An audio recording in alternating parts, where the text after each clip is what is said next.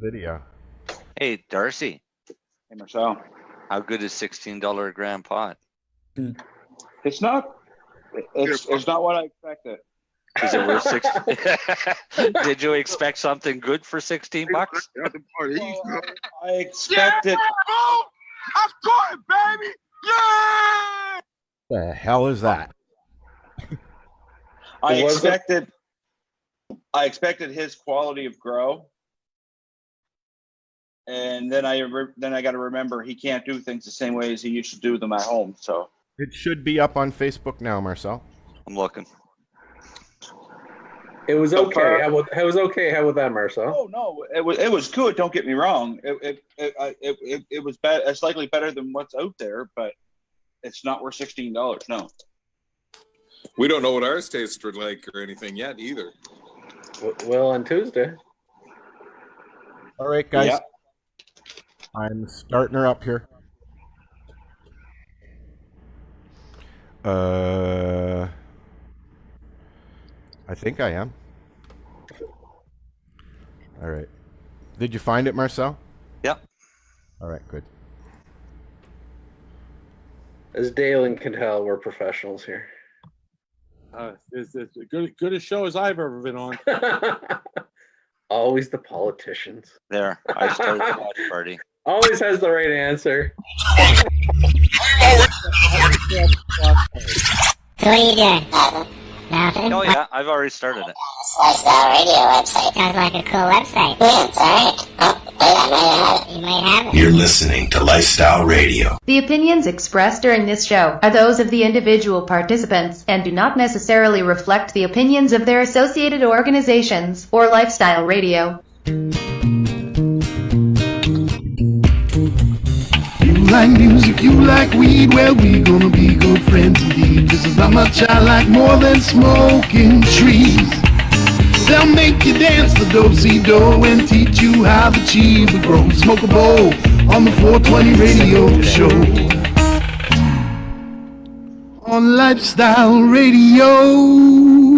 No one's singing today. No one felt like singing. I was Can't hear lip it. syncing. I can't hear you, Al. You can't hear me? Oh, I can now, sorry. That's okay. Welcome to the 420 Radio Show. We're live here at 420radio.ca. As well, hello, Facebook people. Hey to Facebook, everybody. Come on, let's do the Brady Bunch thing. Hello, Facebook people. You know I love you, Facebook. One day I'm going to play the song.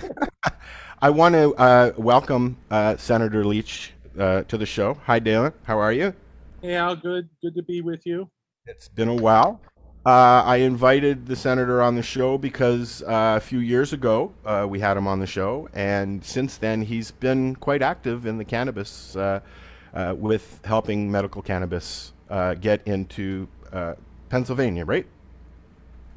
Yeah, that was my bill in Pennsylvania. Now we're working on the adult use bill. So why don't you take us back a little bit to the last time you were here when it kind of started, right? You were helping young constituents in your area who was in need of some oil, if I remember correctly. Yeah, well, it wasn't my constituent. It was funny. It was someone who did not live in my district. She went to her senator, and her senator was like, I want to help you. Her son had Dravet syndrome, which is a very extreme form of epilepsy, seizing all the time. And she'd heard about Charlotte's Web in Colorado and how it had helped her and some other kids out there. And obviously she wanted to try it for her own kid, but she couldn't. And so she went to her senator, and her senator said, well, you know what, that's really controversial. I'm not going to get involved in that. But I'll tell you what, there's a senator in another district I'm going to send you to. Do you ever see that commercial when you were a kid, that Life cereal, give it to Mikey, he'll eat anything?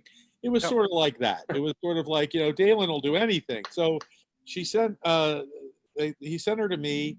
I met with her, and I was so moved by her story that I promised her I would get the bill passed to allow her to use medical cannabis in Pennsylvania.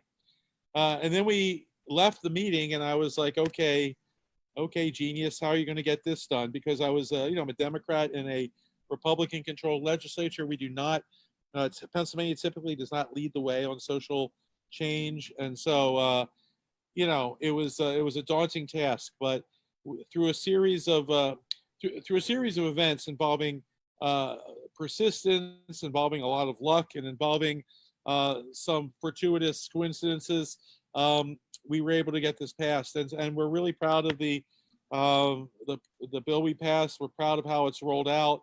We have right now 22 conditions you can get almost every form of cannabis for, and we have you can use whole flower. You can we just, it's not perfect. We didn't get everything we want. You never do in legislation, but we feel that it's going really well. And so now I am focusing more on moving adult use now, because that it's a different set of problems that prohibition causes. But as you guys know better than anybody, still really, really bad problems. And so we're working on that. And we frankly, I mean, I can talk about, to the extent you want me to, I could talk about that. But I will say that the COVID-19 situation has made it far more likely that this passes in the short term, because we are desperate for money. In a bad year in Pennsylvania, we're like $200 million in the hole, and we have a balanced budget amendment, so we have to have a balanced budget. And so in a bad year, we'll have $200 to $300 million to make up, and it's always really difficult to do that. This year, we're looking at a $5 billion hole, unless there's some aid to the states from the federal government, which we do not see happening yet. So with that much money to make up, either through the cutting of popular programs or tax increases, legislators who previously were not very receptive suddenly are publicly saying it may be time to do this, just because we so desperately need the money. I find it hilarious, really hilarious, that the thing that everybody wanted to stop back in the 60s and 70s is now it's bringing countries out of debt. It's bringing states in the U.S. I mean, if they used it properly in Canada, it would abolish a lot of things. Just the money coming in from it, from a plant. Marcel and Lennie and Darcy all work at an LP, a legal provider here in Canada, and they're able to take the knowledge that they've learned from being in the cannabis community as patients and take it to the legal side of things. And because there's a lot of crap going on about cannabis, a lot of faux pas, a lot of fake news, as your boss says. Not my boss. No. Your boss. He's a Democrat. Fair enough. That's his opponent, Al. Well, good. Go get him, buddy. The whole fake news thing is unfortunate for the medical side of things. They have completely dropped us out of the wayside in Canada as far as medical cannabis goes. And it's sad. Anyways, I wanted to also introduce to you my friend Jack Lloyd, who is a lawyer here in Canada. He's also involved in a lot of the cases going on in Canada revolving around cannabis. And also Curt Robbins, who's a technical writer in the cannabis world. He's been doing this for a number of years as well. And I'm sure that they'll have stuff that they want to throw at you too. So you've got a new thing that you're pushing basically for the recreational bill, yes? Yeah. Now, we spent about a little over a year before the COVID hit, traveling around the country, meeting with stakeholders, meeting with experts, meeting with people who've done this before. We worked very hard to get what we think is a great bill. It's heavy on social justice. We work hard to make sure that the medical industry can survive as well after we have adult use. And you need a medical industry even with adult use. And so we think it's going to be good for the market. We think people will be able to survive economically, but we opened it up all across the economic spectrum. The medical bill, for a variety of reasons, had to be structured in such a way that you really needed. And I'm sorry, the sun is. I'm told I look better when the sun goes down completely, but that shouldn't be too long.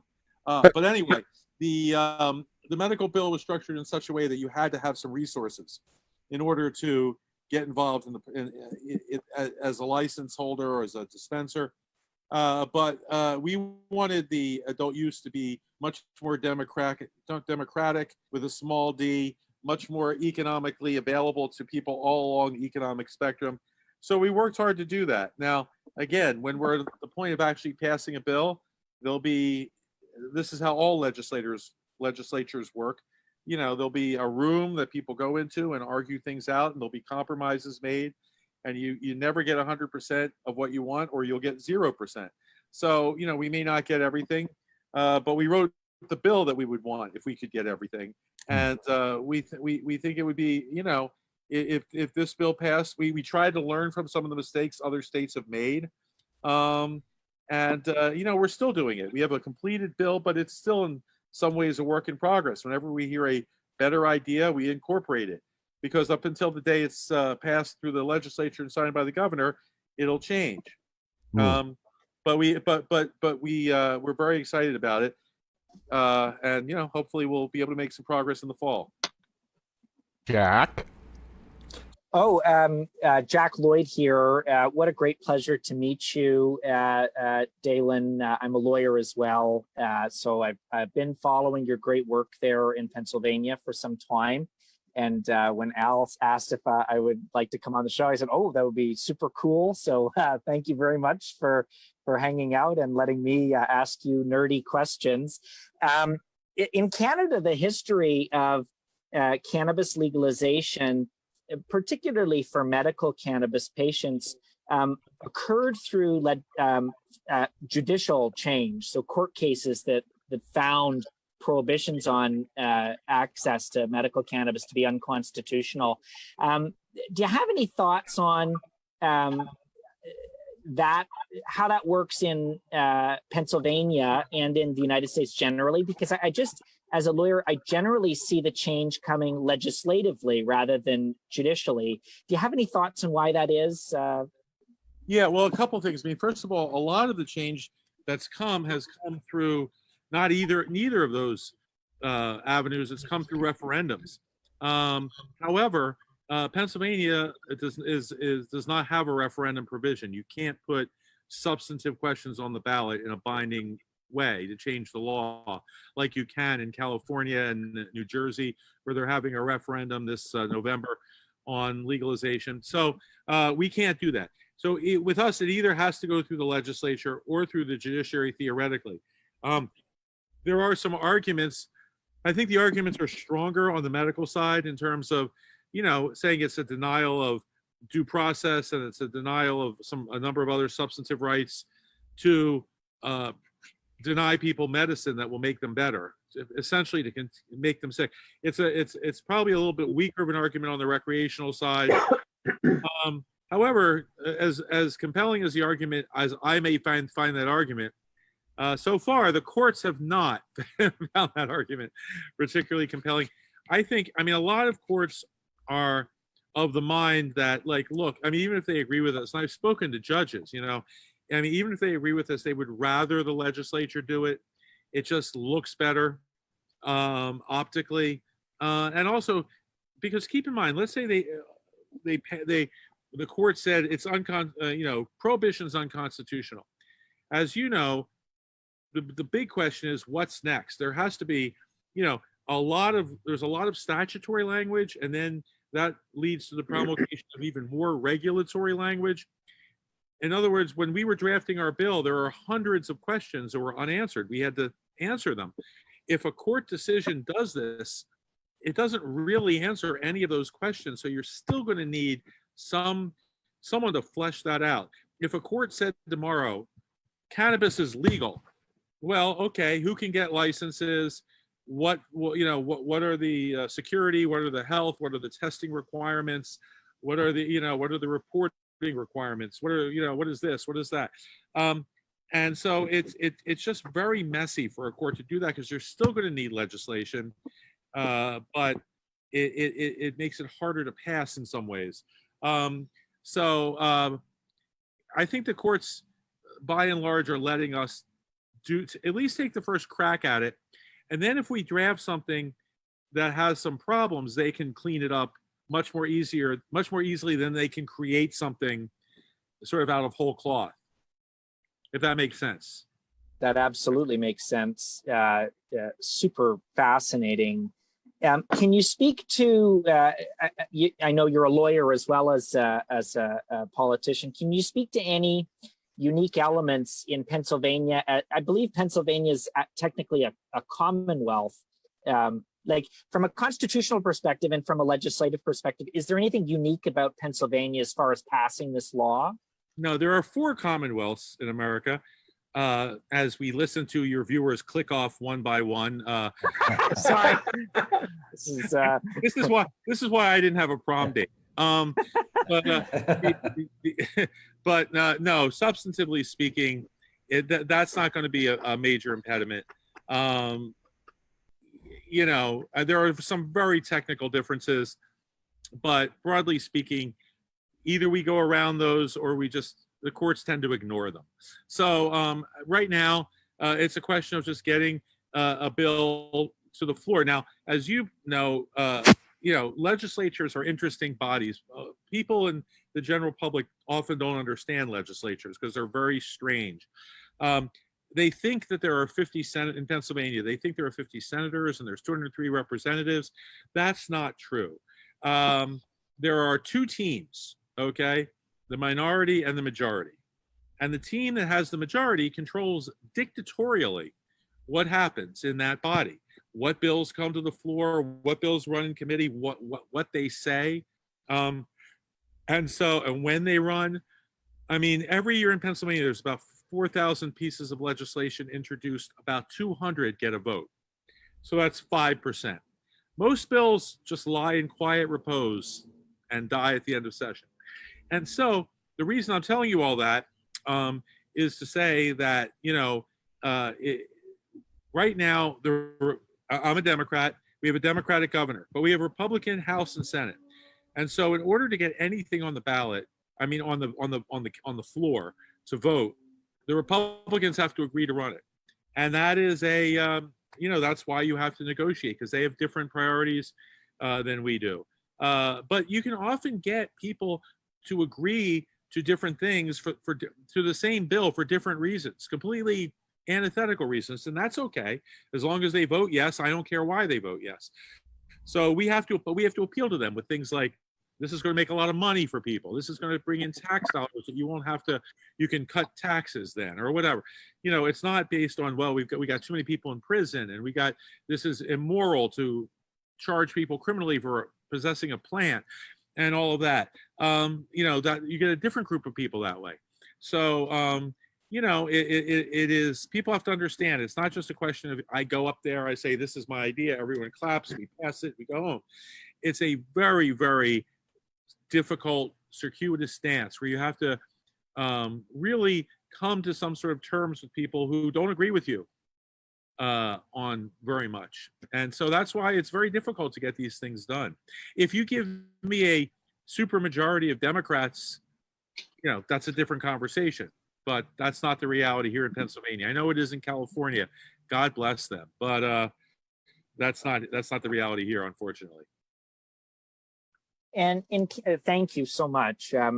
In Canada, one of the issues, we did it federally for medical cannabis, but one of the core issues over the last several years has been access to cannabis through storefronts. The government legalized it, but you could only access it through the mail, and that created its own set of really unique and in many instances quite serious problems for the actual people that are trying to access the substance. In Pennsylvania, Could you talk about how medical access worked? Were there storefronts? Yeah. But I mean, if I can just say parenthetically, this all shows how irrational all of this is. I mean, if there was medicine that was effective as cannabis, but it came from like the yucca plant, it would be in every CVS. You can go pick it up. No one would think twice. It's just these, these lingering reefer madness misconceptions and irrational positions that are causing these sorts of problems. In Pennsylvania, the medical bill said that we gave out 50 licenses. Each licensee could open up to 3 dispensaries, which means that's up to 150 dispensaries. Plus, there's another type of dispensary involving medical research, but we don't have to get into that. Let's just deal with the regular dispensaries for now. So it's 150 dispensaries. We don't quite have that many yet. Some are still up and running, or getting up and running, maybe 120 or something. But they are storefronts. And the interesting thing is, and one of the things I try to tell people who are concerned about this, even on the recreational side, they're often the nicest storefront in the neighborhood. I mean, there is nothing about a cannabis dispensary that hurts property values, that degrades the community. In fact, there's two. If you're going to commit a crime or do something illegal, there's 2 places you definitely don't want to do that. Number one is a casino, and number one is a cannabis dispensary for the same reasons. You're being filmed from 8 different directions at any moment. So the stores are beautiful. People go in, they have to show ID. It's very professional. We've had not one incident. And it's one of the few industries that's doing better during the coronavirus situation than it was before. So, if you're worried, some people come in, they're worried, oh my God, it's like we're going to have a cannabis dispensary in our neighborhood. There goes the neighborhood. And first I look around the neighborhood, I'm like, there goes where? I mean, it's not like it was wonderful to begin with sometimes, but in whatever neighborhood it was in, it will improve the neighborhood. But yeah, we have 100. So like in my neighborhood, I live in Upper Marion, Pennsylvania, Wayne, technically. There are, I think, 4 dispensaries within 5 or 6 minutes of my house, and they're all doing well, and they're all assets to the specific communities that they're in. That's super fascinating. Is there discussion in your assessment for adult use? Are you looking at other states and how they're doing their production and storefront issues? I think there's probably 12 million people in Pennsylvania, I think. 150 stores for adult use. Recreational probably won't cut it. I'll tell you, Jack, it's interesting. And everything that we've put in the bill on recreational is a product of hundreds of hours of acrimonious debate, and yelling and screaming at each other, calling each other's names, insulting each other's ethnicity. We really went for it, but because these are really tough questions. We opted ultimately to take more of a free market approach, which I know as a liberal Democrat sounds like that discongruent. But I thought other states it's different on medical side because you're dealing with medicine, right? But on the recreational side, I thought other states try to overthink things and overregulate things. And frankly, I don't know how many dispensaries there should be. I don't know how many dispensaries the market will bear. The market should determine that. I don't as a legislator, I don't decide how many pizza shops are open.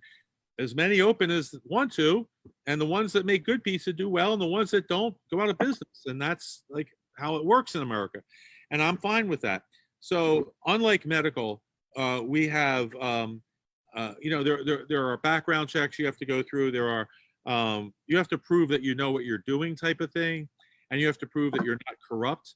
But essentially, we don't say that there's X number of dispensary licenses. There's X number of, whatever. What we do is, because we want to protect the medical side, there will continue to be the same number of medical licenses, and medical is different. Medical, some strains aren't intoxicating. They wouldn't be of interest to a recreational buyer. Also, eventually we want to get it covered by insurance. And so recreational is not going to be covered by insurance, but medical. So, medical will have and medical can opt into recreational fairly easily. So they will have a large head start with branding, with loyalty, with community outreach. And that's part of what we give them. On the other hand, they will have competition. And eventually, it may take a while to ramp up. So, we're trying to do right by both sides and try to find the sweet spot. Yeah, so as we think about adult use, we think about recreational, we think about a market where people can get involved if they think they have something they can contribute. And then either they will or will not, and the market will sort that out. Pardon me, gentlemen. This is Lennie. I am a pharmacist, by the way. Thanks for coming on today. It was interesting. I really appreciate you saying segregating the recreational adult use versus the medical. A big issue in Canada is cannabis medical is taxed. Is that something, I'm not familiar with the rules in Pennsylvania. Is that something that may be different when your adult use comes out? Is the taxation going to be slightly different for adult use versus the medical or potential coverage? And as a pharmacist, last question, sorry. I've always found it very, again, I understand the FDA rules, things like that nature about the controlled substance and issues, why it is not in, you said, like a CVS or things like that, like traditional medicines. I understand some of the politics behind that, but could you potentially see that transition out? Maybe medicinal cannabis goes into the pharmaceutical world as your adult use grows, and those dispensaries become a little bit more adult use. Well, that you asked, there's a number of questions there. Sorry, it was loaded. Sorry. I just hope I can remember them all. Number one, on the taxation, yes, that's another thing we do to give the medical market an advantage and a way to survive, which is that we tax medical. There's a 5% excise tax. Adult use in my bill has a 17.5% tax. So there's a significantly higher tax for a recreational than there is for medical. Very good. Which would make sense. Because it is, again, medicine should be taxed at the lower end because it's it's 100%. Right. So anyway, that's to answer that question. But you asked a broader question, which is really interesting, and one of the things we spent a lot of time talking about. And if anyone else has any thoughts too, because I'm not saying we got it right, because it's a really interesting question on both the medical and recreational side. There is the question of, at a certain point, does it become corporatized? Does it become like, on the medical side, CVS and Rite Aid and Walgreens come in, and suddenly there's no room anymore for the medical dispensary, right? And that's true of the adult use side. People will think that eventually there'll be Budweiser weed, and there'll be Marlboro joints or Philip Morris or whatever. Now that will require the elimination of the Schedule I designation.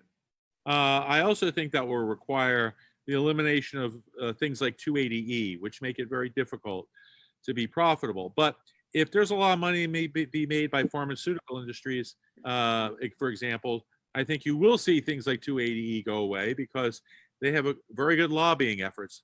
One of my big, and by the way, I have ADD, so you just have to, don't expect a linear answer. But I would say that one of the things that I want to work on going forward with my life is that the cannabis industry writ large is not nearly as potent politically as it needs to be. It is, we do not have the infrastructure necessary to defend and advance the industry in a way that other industries do, and a way that other interests do. Like, for example, I'm not a big fan of the NRA personally, but they're very good at what they do. All right. We don't have anything like that. Like right now, if I'm running for office in a competitive seat and I'm I know that if I'm with the NRA, they're going to be with me. And if I'm against them, the wrath of God is going to come down on my head, right? No one's afraid of the cannabis industry, okay? We're not recruiting candidates. We're not nurturing candidates. We're not picking targets of people who are hostile to us. We don't have think tanks. We don't have a recognized spokespeople around the country. We don't have a rapid response operation. We don't have messaging discipline. There's a lot of things we don't have that I would like to contribute to at some point. But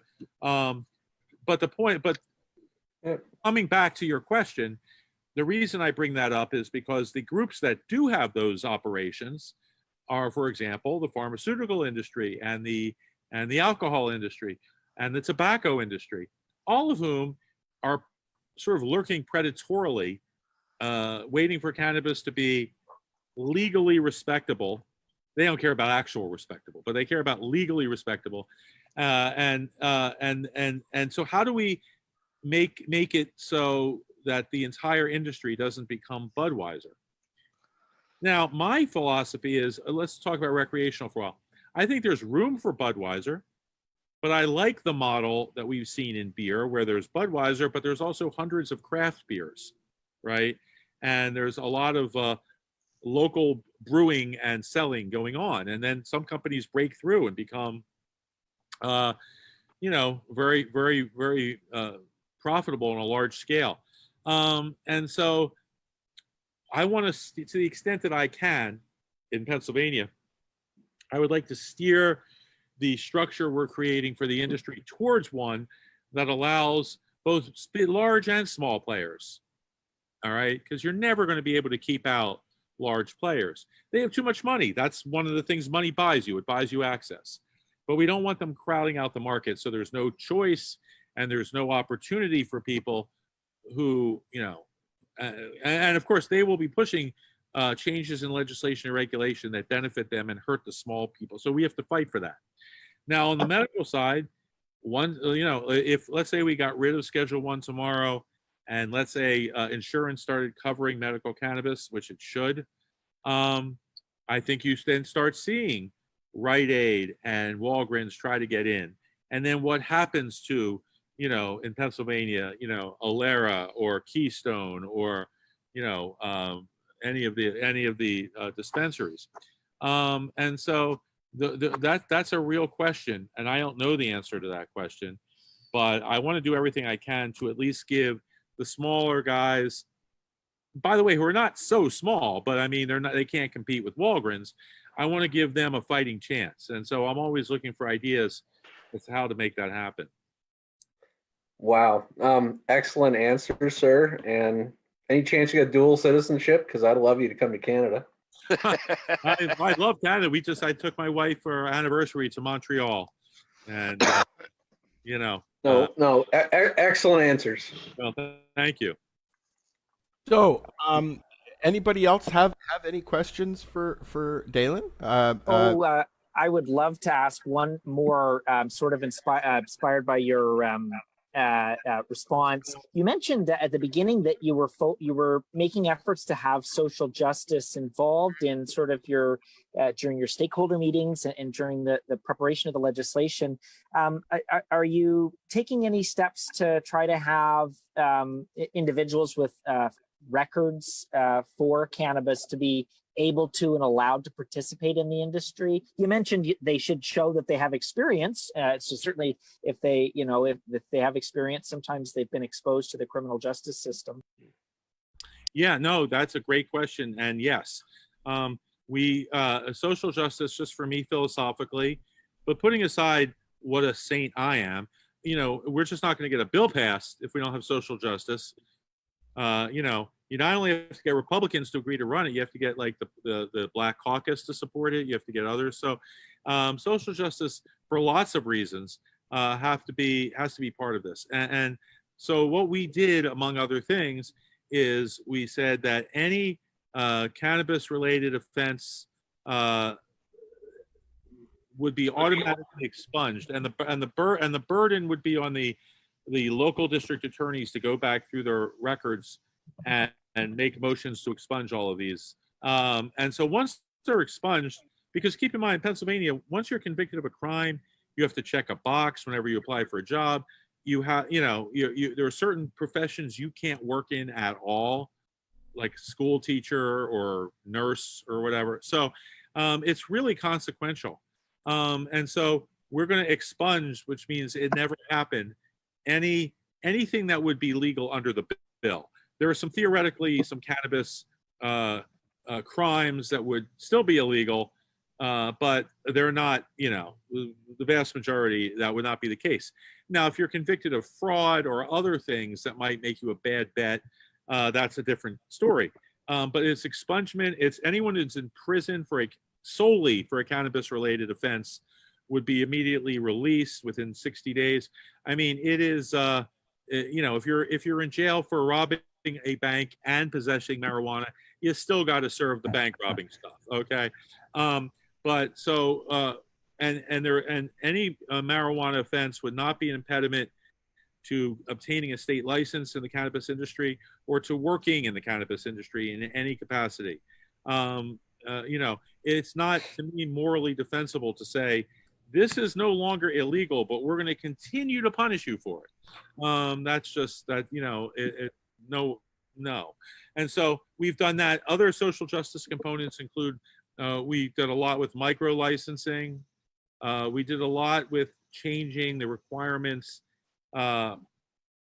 It's complicated, but in terms of reporting and so forth to the state, we have home grow.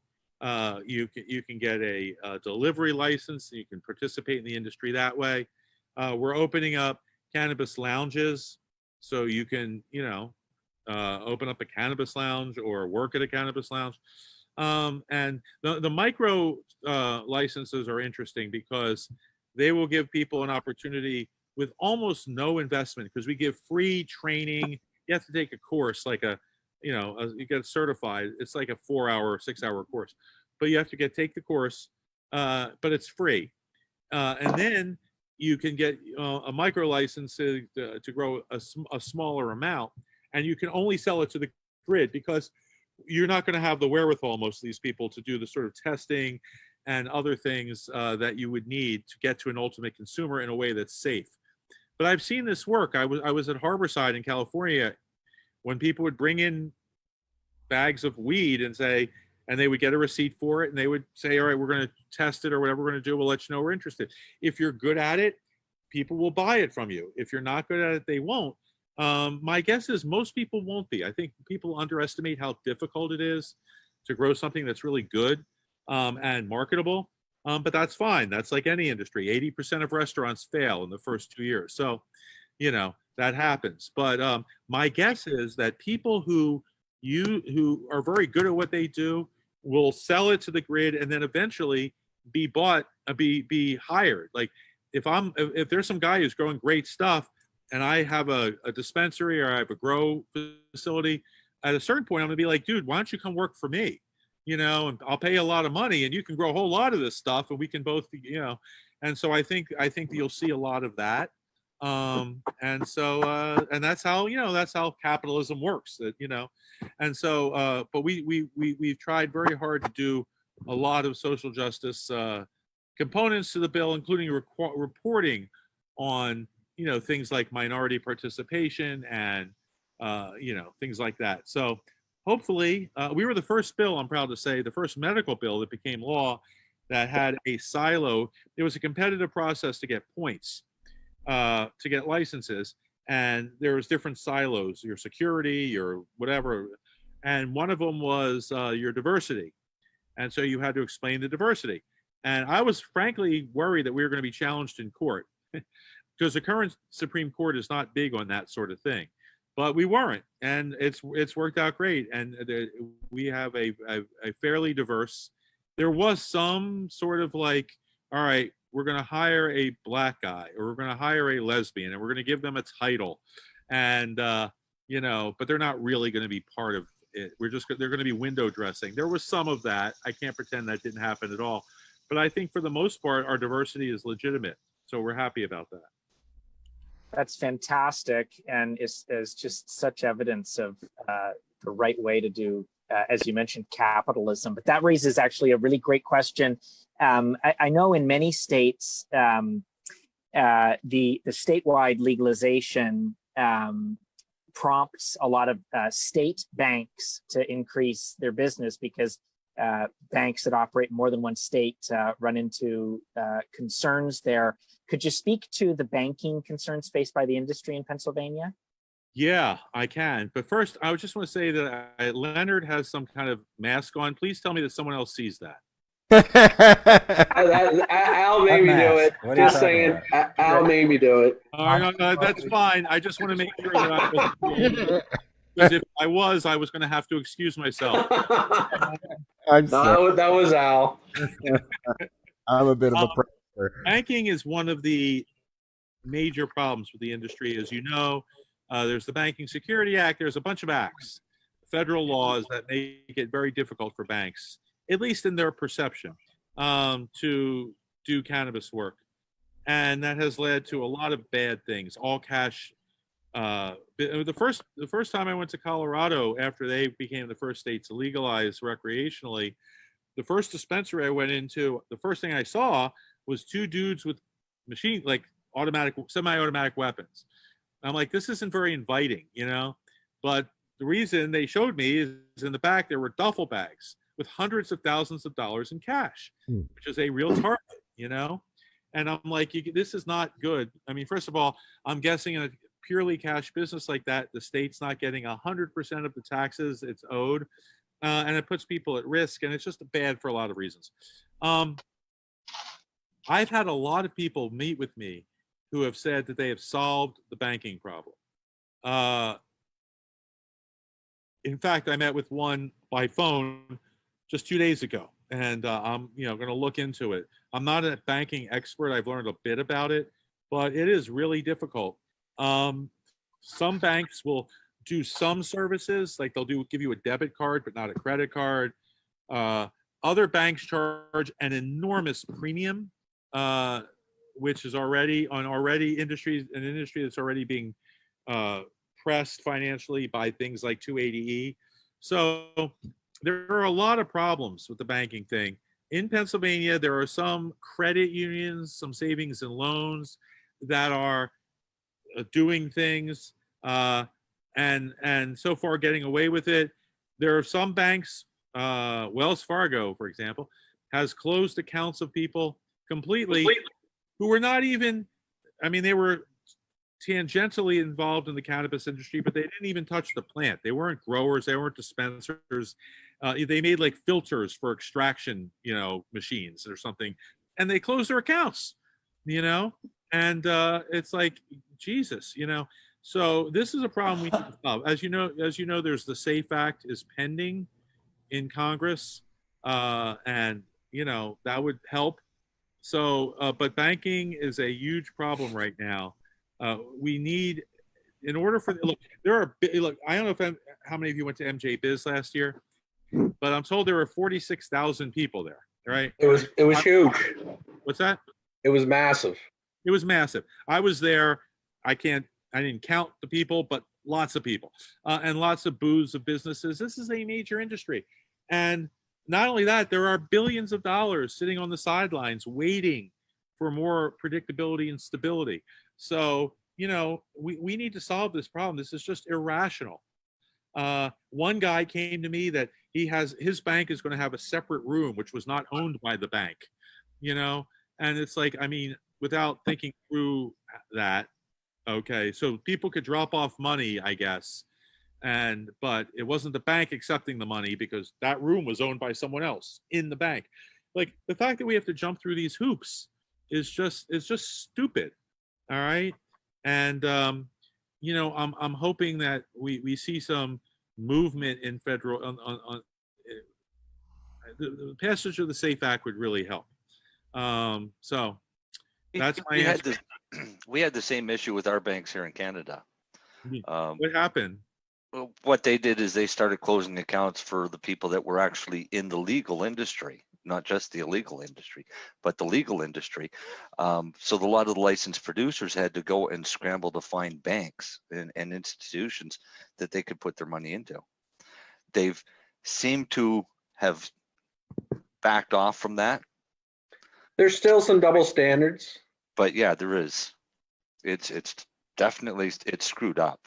They are also giving the new storefronts in in Ontario, the walk-in stores issues too. With the banks. Yeah, it's Yeah. caused a lot of issues because they can't open a bank account, and then you've got the same issue that you guys are having there, Daylin, with money laying around, lots of it. You know, Jack, are you? I mean, Jack's pretty closely tied to what's going on in the industry here in Ontario. Are you seeing any loosening with the restrictions on banking here, Jack? I saw a tightening of restrictions. So, Daylin, in Canada, we've got sort of a what's called a Schedule 1 or a Schedule 2 bank. So these are generally larger financial institutions that have protections in place that satisfy Canada federally and then various provinces on a provincial or territorial level. What happened for the vast majority of the industry was that there were a number of very small credit unions in British Columbia that were more comfortable with businesses in the process of being licensed than other banks, and they basically scooped up the entire industry. Oh, wow. However, there was essentially a crackdown from the provincial government in British Columbia that resulted in those credit unions they would have won if they wanted to fight about it and say, look, like, you legalized it. We're a Schedule 1 bank. But they're a small credit union that could not afford a protracted legal battle with a provincial government. So they kicked out hundreds, more like thousands of these accounts. In Ontario specifically, as far as banking goes, in Canada, we've got what's called the Big Five banks. Only one of them will even accept a legal cannabis business as a banking client. And they require a $7,000 non-refundable deposit even to consider accepting a client. And so, which is just offensive to me from so many levels. It's a licensed legal business. But what is happening now is a rise in credit unions that are in Ontario that are Schedule 1 or Schedule 2 that are starting to offer more affordable banking services, but they don't have as many locations. So you're seeing small credit unions in Toronto with maybe 4 locations suddenly gaining like 100 new clients that have cash deposits of $15,000 per day. So now you've got serious concerns over, okay, how is this money moving from this storefront to the bank, right? It's dangerous if you have a large amount of cash. And that's the issue you saw in Colorado with armed guards and things like that. So the Ontario situation, unfortunately, is mired in just what Daylin talked about, which is this reefer madness thinking that a cannabis business licensed by the Alcohol and Gaming Commission of Ontario is different in any way whatsoever from a local restaurant that serves beer with your chicken wings or whatever. There's no functional difference in law, but from a stigma perspective, there's a huge difference. Are you seeing a rise in the use of credit unions and things in banking institutions of that nature in Pennsylvania, Daylin? Yeah, I mean, we're seeing people do whatever they can do. They go to credit unions. And there's always people who have a new take on the banking situation, and people are somehow getting by, but it's difficult, and it's expensive, and it's needless. So we're gonna I don't have any juice at the federal level at this point, but again, this is one of those things that it's not rational, it's not defensible, and if we had a stronger voice as an industry, we could get the general public to understand this. I mean, keep in mind, medical, at least in Pennsylvania, is at 90% popularity. I mean, people who never would consider using pot when they were in high school or college or whatever are using it every day. When I go to senior centers, and speak at senior centers, the most common questions used to be about like, free busing and stuff like that. Now it's always, where do I get my marijuana? And so like people don't want this to be more expensive. They don't, more. It's just, if the public knew about this and we communicated better about this, I think there'd be a lot more pressure to fix this, because it's such an obviously boneheaded, thing. I mean, even if you don't support marijuana or cannabis, if you think it should be illegal in all circumstances, this isn't the way to do it. Okay. And so, it's, this is just, no one, when they drafted the various fraud statutes at the federal level, no one had, I mean, they were trying to talk to people who were like laundering, cocaine money from El Chapo. Okay. They weren't trying to stop, a licensed dispensary selling medicine to senior citizens. I mean, it just was never occurred to them. And so, this law is being used in a way that was never intended to be used. And it just doesn't make any sense. So, we've got to push to educate people, and the more we do, the more likely this gets fixed. Now, you got something to say, Jack? Oh, I just wanted to ask on that. That's so fascinating. I agree entirely. I've been thinking about your comments on Section 280E, which is essentially, it strikes me as a nasty tool for the IRS to target these businesses. Functionally, can you help me understand it? Does it mean that I don't understand how the IRS can demand tax dollars from these, because essentially they're doubling their tax because they're saying you can't deduct business expenses. Is that correct? Yeah, there's a few exceptions, but generally speaking, you can't deduct things that most other businesses deduct routinely. And again, the original intent was, if you were doing something, keep in mind, a lot of this stems from cannabis being a Schedule I narcotic. Again, cocaine is not a Schedule I narcotic. I mean, like this is being treated in ways that are completely irrational. And so, again, if you're laundering, $20 million of money that you got from selling, crystal meth on the street, we don't want that. All right, we want to make that harder. But that is not what's happening. It was never intended to be used for this purpose. And it's making it hard for businesses that are legal, and businesses not only at the state level. I understand it's not legal at the federal level, but we've seen the federal government repeatedly say it's fine. Everything from the Comey memo to court decisions, the Pennsylvania Supreme Court just ruled it's an essential business. We went, in the context of COVID, we went from pariah to essential in like a year and a half. And I mean, it's like, we have there's nothing that's rational about this law, about the state of cannabis law. And so we have to fix it, or we're going to keep having these stupid problems. They're just stupid problems. I mean, there's a lot of problems the industry faces that are inherent in the industry. Sometimes you get mold, right? Sometimes the market goes up, it goes down. There are too many, too little. There's a glut, there's a shortage, all those things that affect every industry. But like, these just stupid ass problems are so infuriating, and they're so obviously fixed, right? And so, hopefully we'll be able to do that.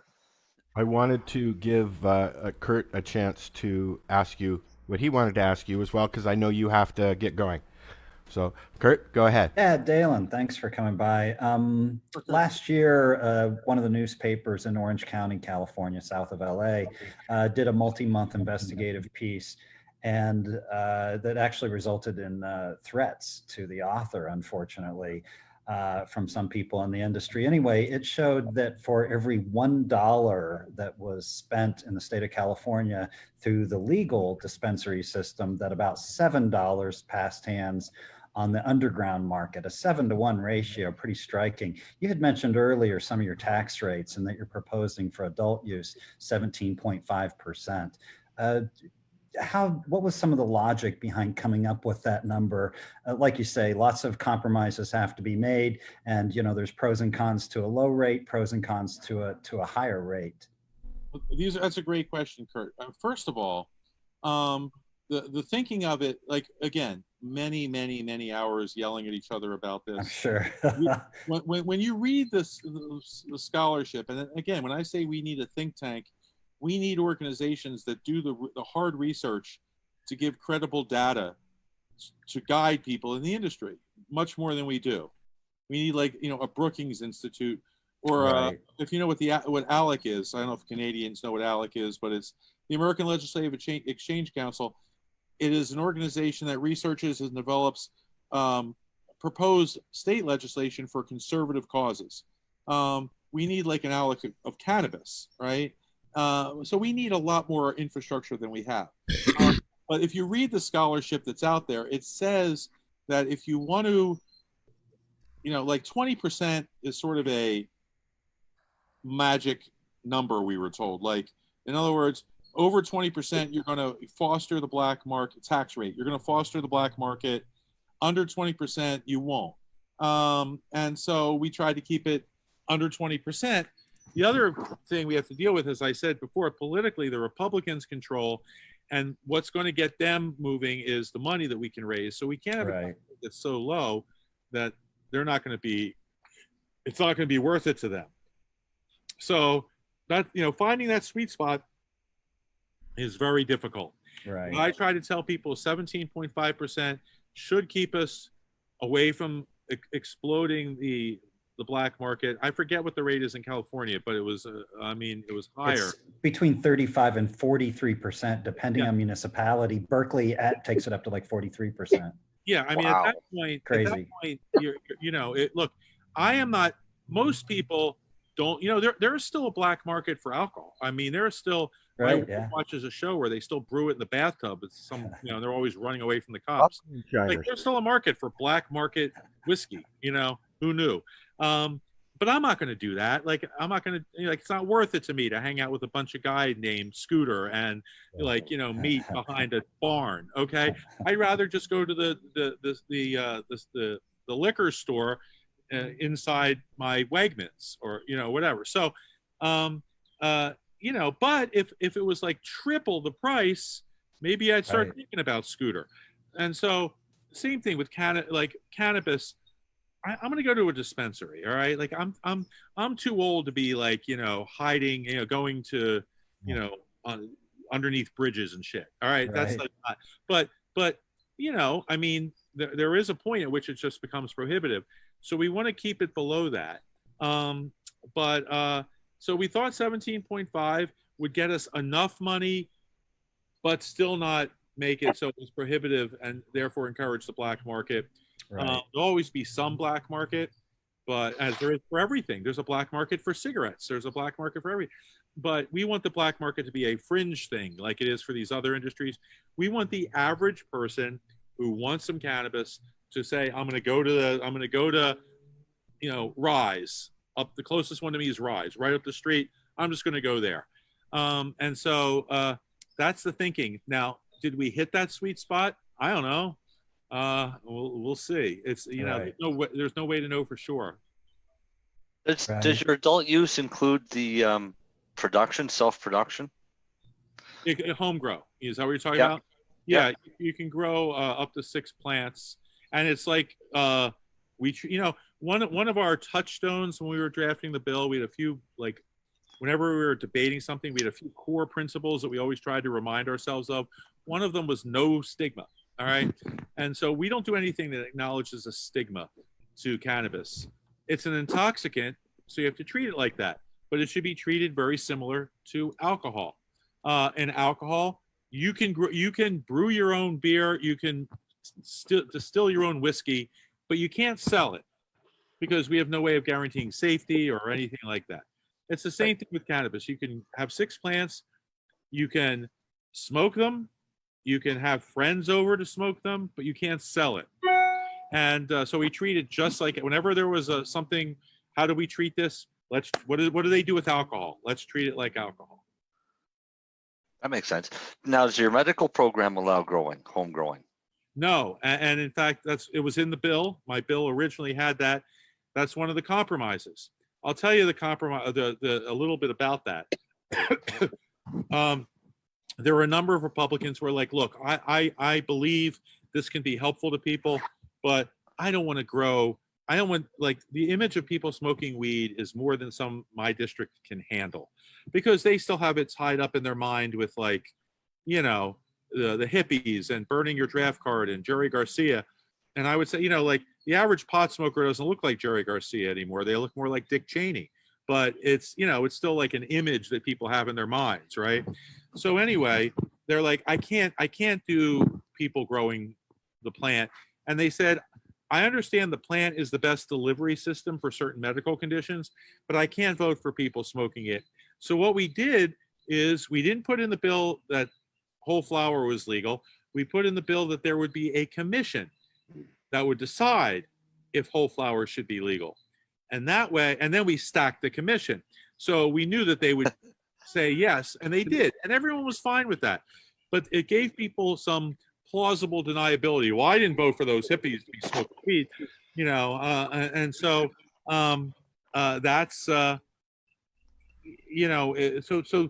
there's something about like a person having a flower in a bowl or a joint that still freaks some people out. And so we had to give that up to get the bill to run, and we had to have the commission, which went exactly as we hoped, but still we had to have it. We couldn't have anyone directly voting for people smoking weed. Wow. I can understand that.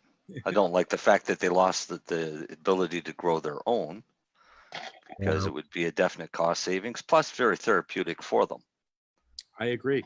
But I think in recreational, look, one of the things medical has done is it has, to a great extent, destigmatized the whole concept of cannabis.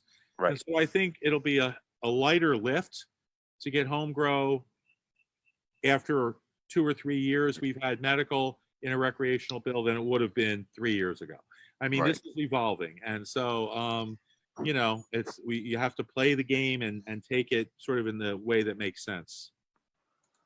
So we haven't heard from Marijane or Darcy. You guys got anything you want to ask Daylin before he goes? No, I'm just taking it all in. Thank you again for coming on. I kind of agree with Lennie. I wish you'd come to Canada. Do you want a job at Health Canada? No, he doesn't want a job at Health Canada. I will tell you this. I would like to eventually, and not that long in the future, do cannabis full time. So if you know anyone who has any interesting jobs, let me know, because I've been in the legislature 18 years, and I think everyone should have. I was a lawyer for 17 years before that, so I feel like there's an arc to careers, and if you stay too long in one thing, you get stale. And frankly, my wife made a little joke. My two passions in life now are cannabis and animals. So she said I should do something with cannibals and combine the two. But I would love the, funny woman. But cannabis is really, I feel like there's so much that needs to be done for cannabis now, and I'd love to spend some time doing that. But anyway, look, I'm really grateful for you having me on. Very welcome. I'm easy to find if anyone needs to get in touch with me, and if I can help you, please. This is what I want to do. So, thank you, and thank you, Al, for putting this whole shindig together. Well, when you want to come back, just let me know. Okay, Leonard's still wearing the mask. Is that anyone? No, I'm not wearing the mask. That's my butt in the back. My butt. With that, I'm a bit of a prank. Yeah, that was totally Al, by the way. I would never do that usually. Put on the glasses. What's that? All right, guys. Talk to you soon. I'll put them back. Take care. Thanks a lot. So we're going to take a quick break, I think, A little pee break. Marijane, what are you making?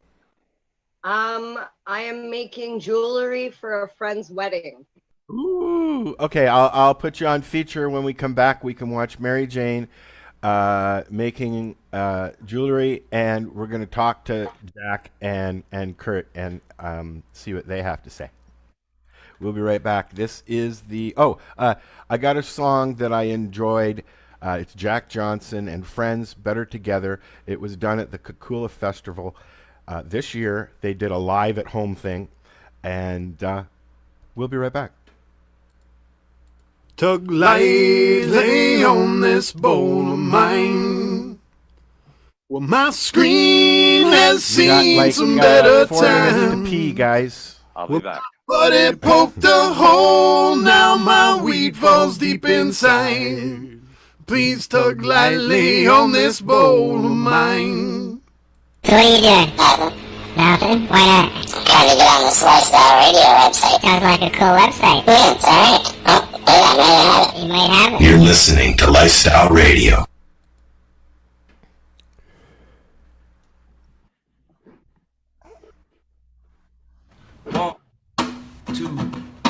One, two, three.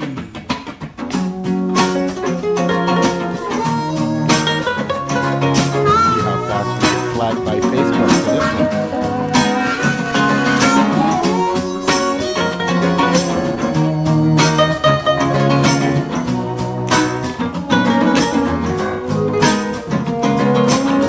There is no combination of words that I could put on the back of a postcard. No song that I could sing, but I can try because this is your heart. These are our dreams, and they are made out of real things, like a shoebox of photographs, sepia tone loving. Love is the answer, at least for most of the questions in my heart. Why we're here and where do we go and how come it's so hard? It's not always easy and sometimes life can be deceiving. But tell you one thing, it's so much better when we're together. It's so much better when we're together. Yeah, look at them stars when we're together. We're so much better when we're together. Yeah, so much better when we're together.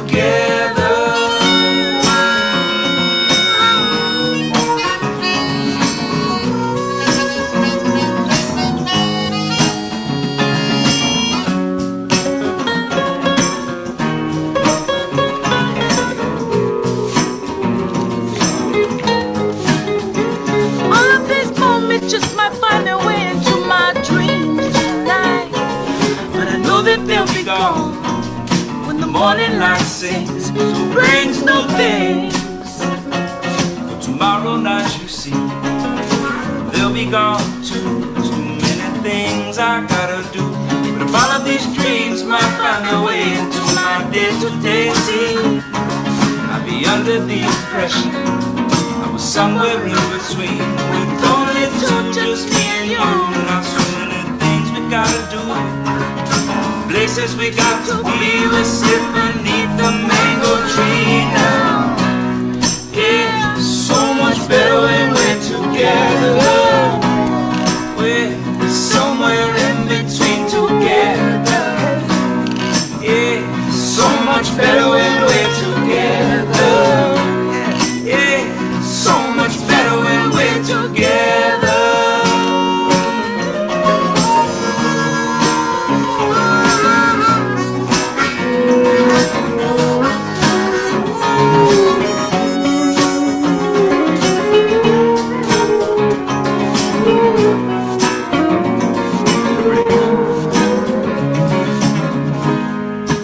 I believe in memories, they look so pretty when I sleep.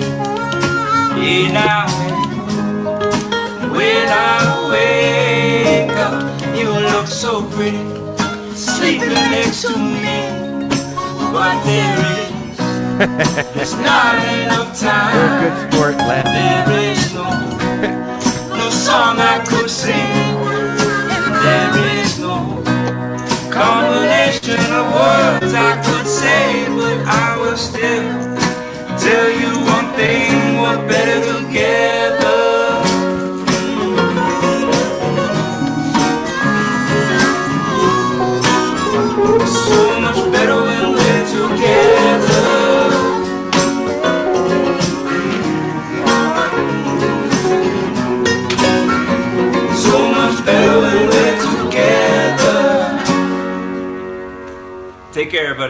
that was Jack Johnson and friends, better together. This is the 420 Radio Show. We're live here at 420radio.ca.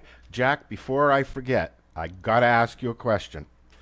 They recently have pulled delivery and pickup, like curbside pickup. That doesn't seem, even though I'm really not a supporter of this whole legal thing, that doesn't seem fair to me to allow citizens to open up a business and have a really rocky start and then find a way that it just might help thrive with delivery, especially, and to just pluck that away. Is that not okay? It sucks, certainly, and I'm involved in some active lobbying and fighting to have that change. I'm very hopeful that it will be changed, but what's even worse is that same curbside pickup and delivery option, which is quite sensible for businesses operating, especially right now. They're now offering it, so bars can do it. So bars can sell alcohol that way now. But cannabis stores are back to in-store only with delivery functioning just through the Ontario Cannabis Store and its warehouse. So it's quite a so I hear your frustration. I feel the same way, and many of my clients feel the same way. I'm going after them, but it remains to be seen what happens with it. I'm hopeful that they come to their senses, but we had conversations about legal stores and stuff recently, and this happens, and for me, that's a real deterrent because I'd like to offer a drive-through, I'd like to offer a delivery service. I know that I would focus primarily on the medical community because that's just where I am, and I know that it's needed, and the stores are not doing that. The legacy dispensaries are still, that. It's a sad predicament. It's brutal. You hear Canada is flourishing in cannabis. Come on up here. We'll show you how flourishing. Did you have anything that you want? As we found at the beginning of the show, Curt and Jack have actually been chat buddies for a while. I've been like a fanboy since I think like 2009 or something. You're reminding me how long I've been doing this. You're like 2005. I think your first articles were coming out. Maybe. I think the first one was 03, like late 03, and then 04 it kind of went. Yeah, so I love it. Yeah. We're gonna My watch. kids were not quite as expensive back then. They're in college now, so. We're all a little older. I've been doing this for 12 years. Yeah. So what did Curt, as the token American left here on the show, what did he think of that lovely senator? I think it was very informative. He dropped some science on me with respect to how Pennsylvania is approaching it. And I was happy to hear that there was some constructive logic, for lack of a better label, for their 17.5% tax.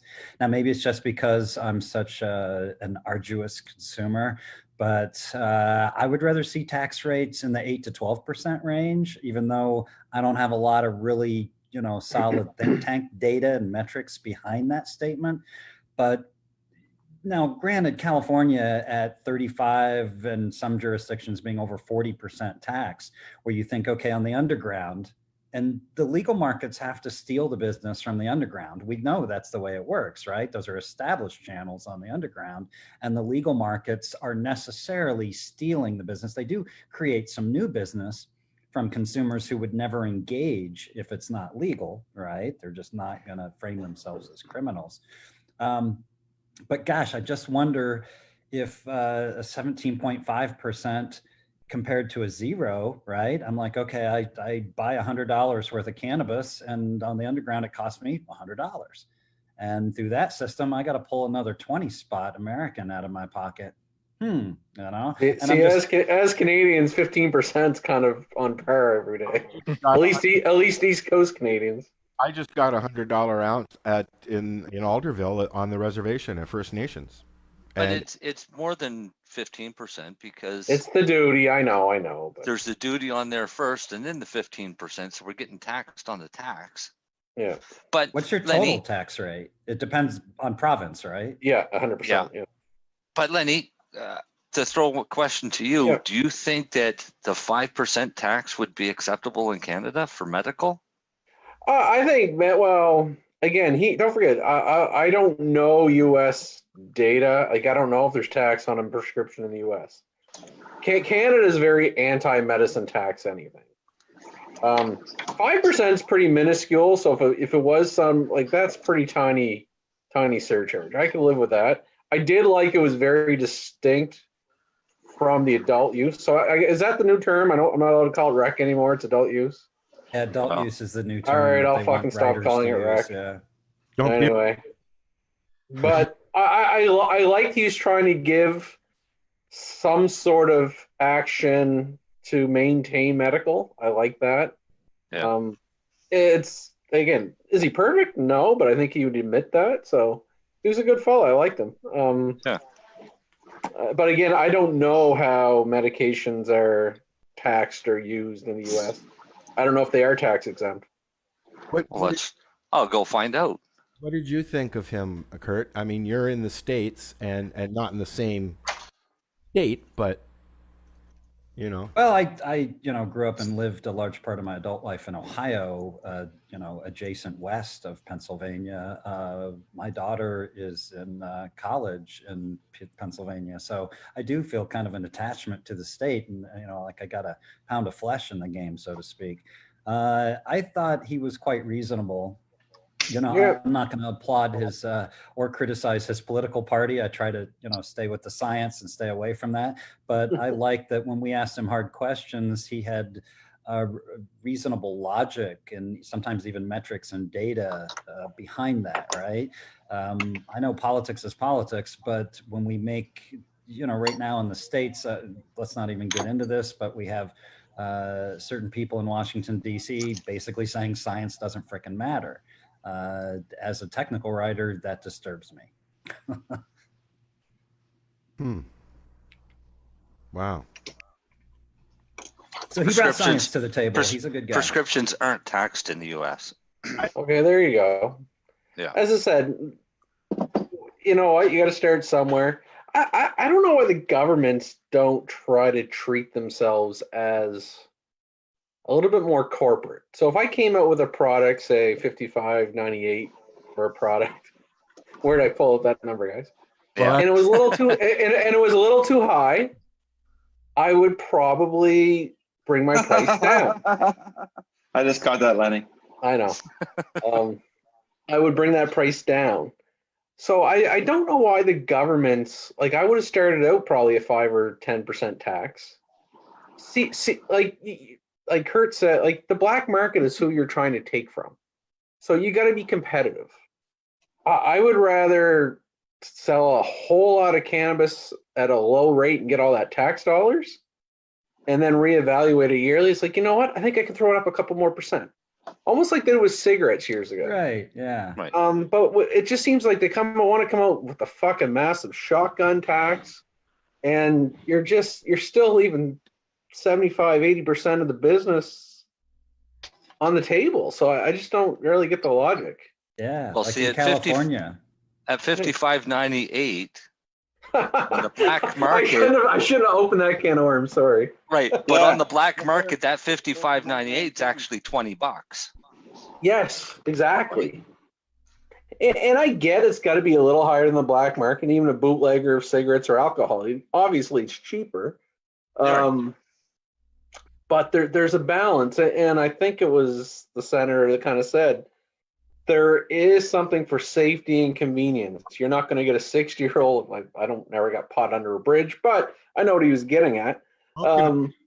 Yeah, that's the politician, right? The politician Yeah. who's under the stairs in the dark stairwell or under Yes, the bridge. but there is people that believe that, and even I'll say it, our CEO, like, he's black market history, and his whole thing, if the price is close enough, and I know I can get off at 5 o'clock or run to a dispensary or a liquor commission, grab my 3.5, and go home and pay maybe an extra $5.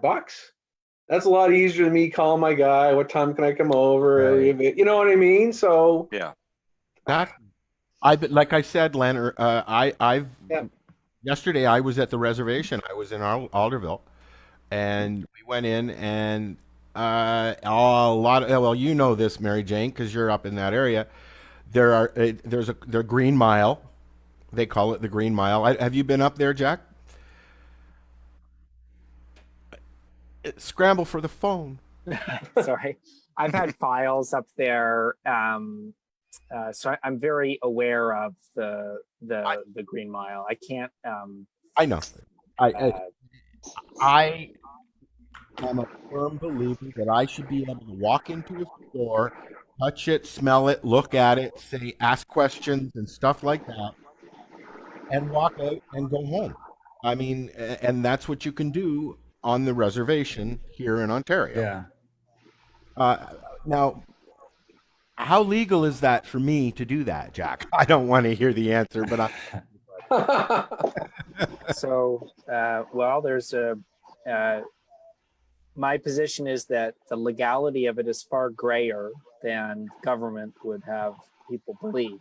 Mm-hmm. But on a strict reading of the law, it's prohibited, particularly as I suspect you were purchasing it for medical purposes. And that's part of the issue that I was speaking about with earlier, right, is that sections 144 and 150 of Part 14 of the cannabis regulations specifically prohibit a medical cannabis patient from directly in person accessing their medical cannabis. So it's really frustrating. Now that was directly challenged and in a somewhat roundabout way, arguably struck down by the Alberta Court of Queen's Bench in the Howell decision, but ultimately the law changed, right? That's the ACMPRs, not Part 14 of the regs now. So the short answer, Al, is that technically it was unlawful, and that because it was unlawful, it would be considered illicit cannabis, and so even the possession would be unlawful. Now, proving that is the Crown's onus. So my position is that it's not possible to prove that cannabis, whether it was grown pursuant to a license or it wasn't grown pursuant to a license. My position is genetically or botanically, it's not an identifiable distinction between them, and thus the law is not valid. But the short answer is that technically you're not allowed to do that. So the sale to you was unlawful, which is, according to the government, a far more serious offense. For you, it's simple possession of it. So you how much did you purchase? Ounces? Sorry. Couple ounces? That's okay. The wife calls. You have to go. Sorry. So ultimately, technically, the possession would be unlawful. Now, it's the defense is so strong that it's likely not prosecutable, in my opinion. But certainly, I've had lots of cases where they tried, and so. Aside from them seeing me physically walk out of one of these stores with it in my hand, they wouldn't know where it's coming. I could have grown it. Correct. Now you would only lawfully be entitled to possess 30 grams of it, whereas you say you had 60. So you had too much. Oh no, but I'm medical, so then that I don't get the 150. That's correct. Good. So if you were medical, then you'd be lawfully. Yeah, so you'd be lawfully entitled to 150 grams plus 30 grams of recreational. Like 190, really. 180. It's 180. Wow. Math wasn't a strong stat. suit. Not. Could you argue that, Jack? Math was my strong suit. I've tried that before. Yeah. Did it work? Sort of. Sort of. And an honest but mistaken belief is that's a mistake of fact, and that's a winnable defense, and I have one on that. But it has to be reasonably honest but mistaken. So, to give you an example, there's a case with someone with a license for 1,700 plants, and they had maybe 17,000. That's not necessarily an honest but mistaken belief. But someone with a license for 40 grams and they have 41, or a reasonable error, that's a triable defense that a jury would be entitled to acquit you on that. But let's I've done that. Let's be honest here, Jack. Okay. In reality, the only way that's going to happen is if you're doing something stupid. Right? Well, no, I don't agree. Mistakes happen all of the time, and you're certainly not going to get me on video saying that. No. What I'm valid defense is not a valid defense. What I'm getting at, if you're speeding down the highway and you've got 2 ounces in your car, that's a stupid thing to do, because if you get pulled over and they find it, you're going to lose it. You're going to get charged. You're going to get, you're going to go through the whole gambit of things. Only break one law at a time, right? That's right. It's always a good rule of thumb. That's what we say in the States. Yeah, I think I heard an American lawyer told me one time, good advice is don't break the law when you're breaking the law. Right.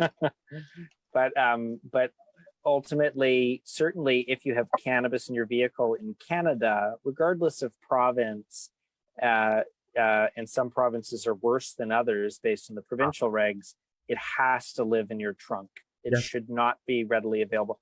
It is just so easy for police to charge you for readily accessible cannabis products. And it gives them grounds just to go through your entire vehicle. And whether you have something illegal that they might find or not, the invasion of your privacy is so offensive to any rational sense of liberty. So don't do it. Don't put it in your glove box, lockable or not, because I've had a friend, I won't say who, her and another friend were getting on the highway in Hamilton and got pulled over, and they could smell it, asked if there was cannabis in the car. The friend who was not driving said, yes, I have some. There was no argument, just a statement by the officer. Please put that where the driver can't get at it. It's illegal for you to have it in the car next to her. And they let her go. Okay? She got a friendly warning. That's not going to happen very often. Okay? No. Live in the trunk. Trunk's a good rule.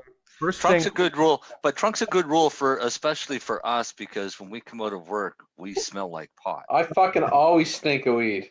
I take my bag, my recyclable bag from cafe, and I zip up my weed in there, and I put it in my secret compartment in my trunk. I can't access it. The dog could. She can have it if she likes, I guess. But, listen, I'm dreading the next fucking roadblock I ever hit, because I'm going to get searched so fucking bad. Are you known for working in the industry there, Len? What's that? Are you guys known for working in the industry there? It's no secret what I do in Truro. I know quite a few of the police officers. Not all of them. They have their duty. They're going to smell it on me when I get pulled over, so they're going to ask if I have any. They'll probably ask to search my vehicle. I'm going to have to let them. I do on occasion, obviously, have it in my trunk, and I'll be okay. I honestly think we should be given cards. Everybody, that that we work for a licensed producer, so of course we're going to smell like cannabis. Has that ever been on the table, Jack? Yeah, I've litigated it extensively. It's John Conroy has a really hard-fought case in BC, but the BC Court of Appeal is not supportive of the odor.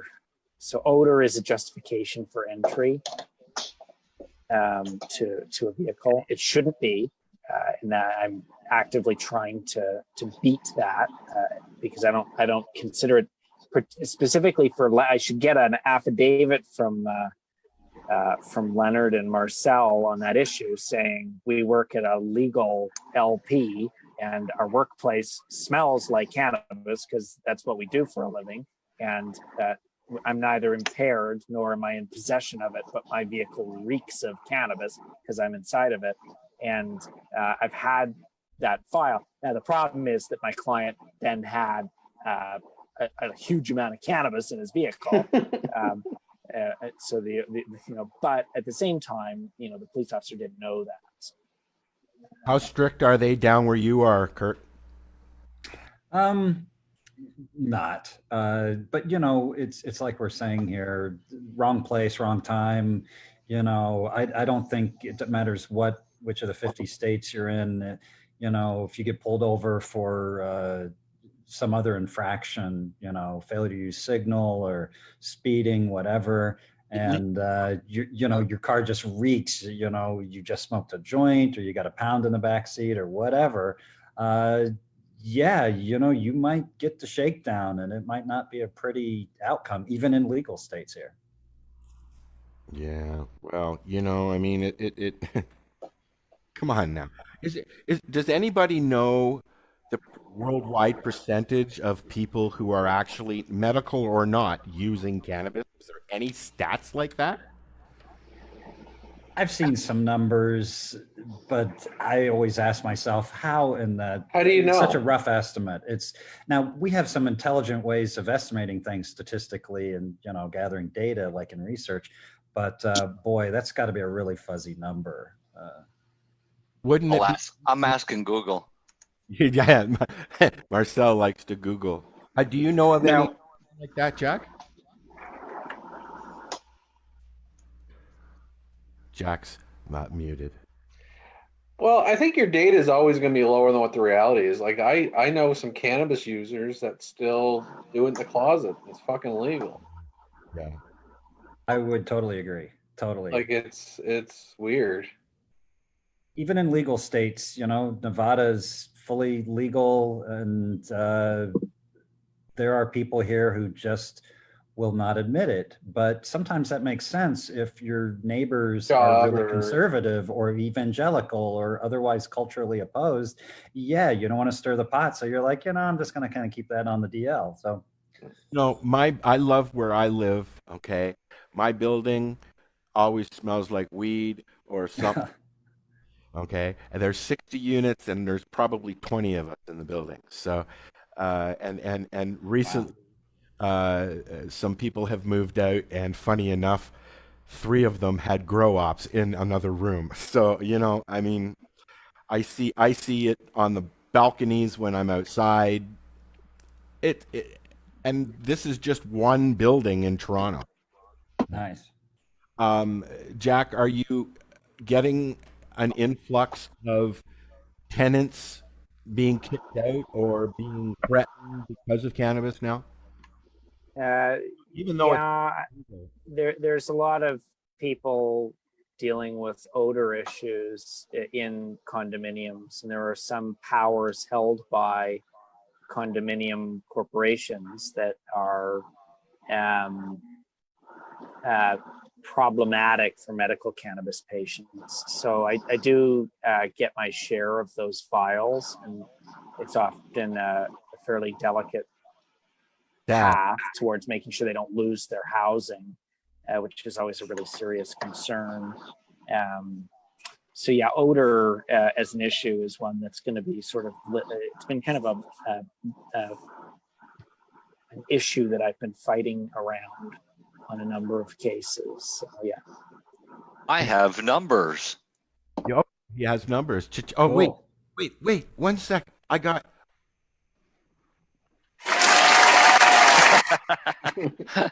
Right on. I've got numbers. So a study that was done in 2007 under the United Nations World Drug Report, 2017, sorry, not 2007, That's 2017. Approximately 182,999,999 people use cannabis. But that number could be as high as 238 million people worldwide, which is nearly double the population of Mexico. And the reason for that is there's still so many people that won't admit to using cannabis that use it. So they're doing an estimate. So 238 million people worldwide. It's the most widely used drug in the world.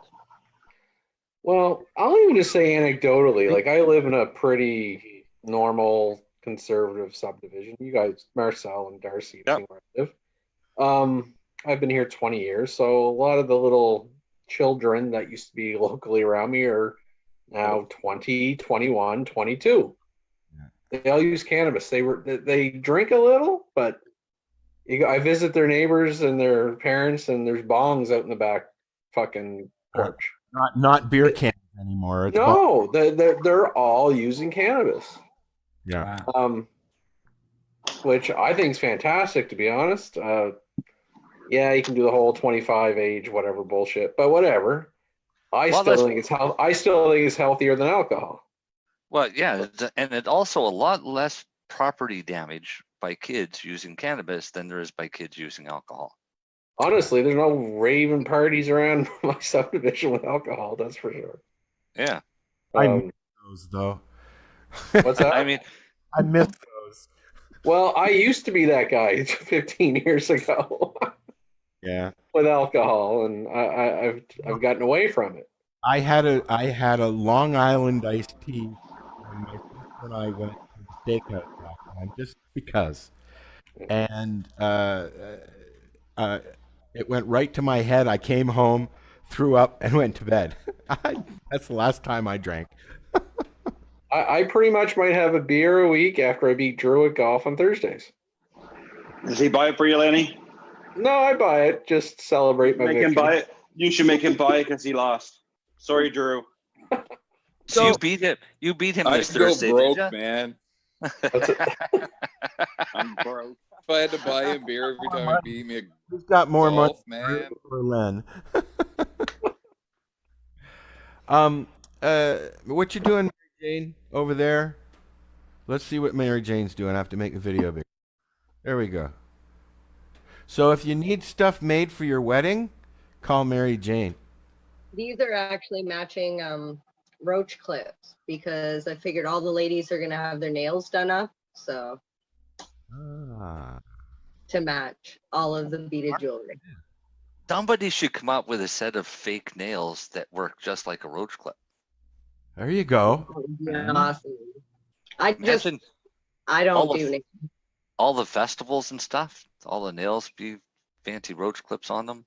Pretty cool. I feel like if anybody would have thought of that, it'd be Amy Anonymous. By now, she would have had that figured out. Yes, Amy would have done that. Darcy? Al?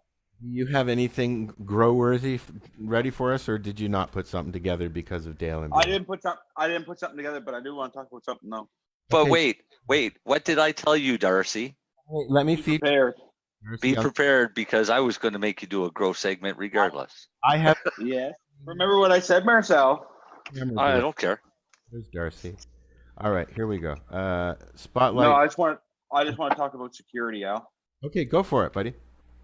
It's getting that time. Well, first off is your plants now are at that time of the year where your outdoors are starting to sex. So all you people out there, keep an eye on your plants. Make sure you pull your mail so you don't piss your neighbor off. Make sure nobody's stealing your plants right next door to your window. Yeah, no. So that's what's going to lead me into my second conversation, which was security, which is a very important thing, because just because everyone's allowed to grow it doesn't mean everyone wants to grow it. There is still lazy people out there that would rather you do all the work and then they just reap your benefits. So, and drunk teenagers, don't forget drunk teenagers. Yes, and drunk teenagers, as Marcel knows. So I just wanted to let everybody know that security is a big issue. So whether it's trail cameras, whether it's security cameras, whether it's little triple alarms that set off a little siren, these are all important things to consider right now, especially if you're growing outdoors. And signage is also another key. Put lots of signage up so people know that you have stuff on their property. So that way, if they do walk on, well, then they're taking their life into their own risk, I guess. Hey, Jack. Yes. How? Since we're talking about growing, real quick. Sorry, Darcy. Are things getting bad with that? With being able to grow 4 plants as opposed to being? I'm a medical patient. Are there complaints coming out of the woodwork about people growing pot in their backyard now? I haven't experienced very many. So the main issue, I think, number one is access to genetics is pretty controlled. It's so controlled. So I think a lot of people that would like to grow a couple plants can't get seeds to start. So a lot of those issues remain. It's also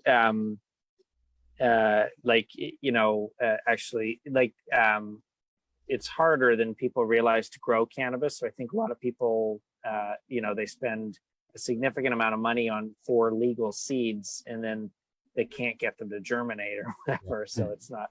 Yeah. So they need advice from Darcy maybe to get it rolling. Certainly, I had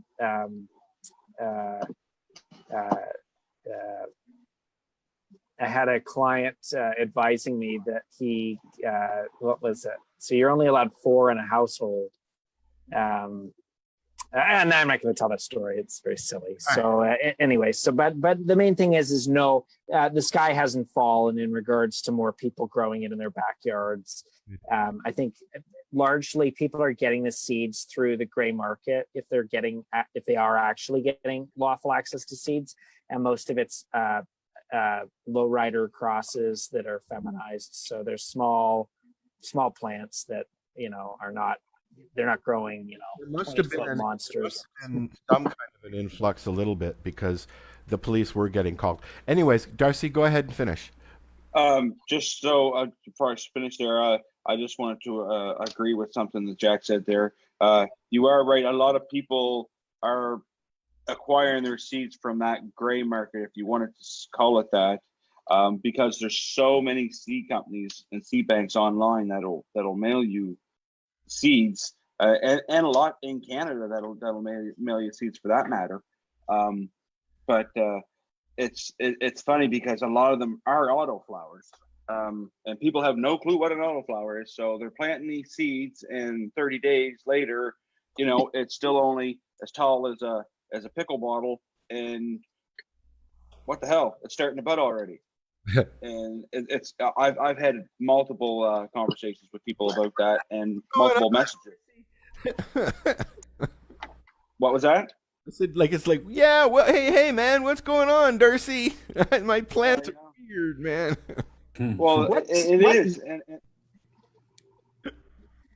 and I explain it to them that they have an autoflower, and they ask what an autoflower is, and I tell them it's a plant that has a set time to finish, so it doesn't matter with a life cycle, whether or not it's 12 hours or 24 hours. That plant's going to, mind you, lean more towards 24 hours if you want to get a maximum potency and quality out of that. But still, regardless, you just leave your lights on with autoflowers. 20 and 4 is the best cycle. Wow, I didn't know that. So really, they're not cost efficient if you really want to think about it. Well, no, your lights are on more. right? That sounds like they're less environmental. I didn't realize that. Well, but if you're a person that lives in a colder climate, they're awesome because you only get one growth cycle outdoors. Okay. So they work awesome. But if you're an indoor grower and you have a big veg room and you have some space over in the corner, sure, throw a few autoflowers over in there because your lights are on 18.6, so they'll still get to a really nice size and you'll still get some nice bud out of them. But if you were to take them and throw them into a 12-12 cycle, I find most autoflowers, from personal experience, they don't get very tall. 12 inches, 14 inches at max, and you're lucky to get 10 grams of bud off them. What's the average weight off of an autoflower? I've got seeds. They're called quarter pounders, and it says that you will get a quarter pound off of each plant. And it's an autoflower? And it's a 90-day autoflower? That I don't know. Is just an autoflower feminized. There's 2 or 3 seeds. So then you can get into a personal thing at one of the events that I went to. So then you can get into another whole thing that why Marcel was asking you why it was 90 days, because anything from 90 to 120, 130 days is what they call a super auto. So they're taking a lot of your hay strains. Get them, sorry. Yeah. So what they're doing now is they're taking a lot of your hay strains, your long flowering strains, 14, 18, 20 weeks, and they're crossing autoflowers into them and bringing the finishing time down, so that way these people can still enjoy these strains. Okay, I got one more question for you, Darcy, and then I want to let Jack talk about his mushroom book before we go. Okay. Yeah, I want Jack to send me his mushroom book before we go. I'm still waiting, Jack. I check my mail every day and it's not there. Oh my goodness. I'm waiting for copies. I am trying to do it, I promise. I just want Jack to send me mushrooms. I don't care about the book. Oh my goodness. Darcy, I'm sorry. What's that, Al? I forgot what I was going to ask you. Anyways, very quick, I just want to finish off very quick there and say security is an important thing. So people, if you don't want to go out and spend the money monthly to get a security system set up in your yard, there is a lot of options out there online with outdoor security cameras. I purchased a few this week and have my yard all cameraed up already. Some of it's wireless now, right? They are wireless, so that's very convenient for people. And they're so small that they're only as big as a pack of cigarettes. Wow. Yeah, so but the problem with wireless is they make it pretty easy for them to steal them. Never thought of that. Yeah, so you lose your camera. You still have the footage of them stealing it, which is always nice. But yeah, so there's lots of options out there for security cameras. So do your research. So that's all I want to say on that one. And one quick question to Jack there was before he starts his mushroom talk about his book was if you have an SUV, Jack, and you have how SUVs are open for the trunk, and your cannabis is in the trunk, and it's obviously your car's still going to stink because it's open. Have you had any issues with that yet? That's a really good question, Darcy. It's a super live issue. I haven't litigated that. I mentioned an odor case from BC where my client, the odor existed, and my client had a good reason for the odor. It's just that in addition, there was lots of cannabis there as well, which caused an issue. But in a situation you're describing, technically you don't have a trunk in an SUV. So what do you do with that? It's a huge headache. What I say to clients is that, there's the letter of the law and there's the spirit of the law. So here you cannot comply with the letter of the law because you don't have a trunk, but you can comply with the spirit of the law. And the way you do that is you say, look, I'm in a great big vehicle. It's not readily available to me. So I'm going to put it in a super sealed container, preferably locked if possible. And it's going to be in the absolute back part of the SUV. Yeah, like that, and stored in a secure way. And frequently what I'll say to clients is that the police should have to do a deep, intense search to find it, because the deeper they're digging and looking and not finding anything, the more more of an argument I have that the search is unlawful. But ultimately, the situation you're describing, compliance with the letter of the law is not possible. And, you know, laws have to be flexible. An SUV doesn't have a trunk. So how could the cannabis live there? But what I say is put it in the back. I told one client, I said, is there a wheel well, like where your spare tire is? He said, yeah. I said, put it in there. I Seal it up. I have an SUV, Jack. And in the very, very back, where my tow hitch and my tire stuff and all that are, there's enough room that I can put with my cannabis in there, zipped up. I literally could not. There's no way I could get it. There's no way I could touch it. I love it. That's good. You know, so that's when somebody says, "Hey Al, you know, I'm getting kind of worried. You know, I'm going to get my weed, and I come home even from a legal cannabis store." You know, we've had this conversation years ago, Jack. Living up in Mount Forest area, I would come down once or twice a month, get a quarter pound, and then go home like scared shitless, because that's a 3.5 hour drive. Right? Yeah. Oh, my. Yeah. Yeah. So just as an added hint, though, if you smoke oil and hash and use tobacco as the burning element, it doesn't smell in your car. So, well, I can't. Other than smell comment on tobacco. You know I can't.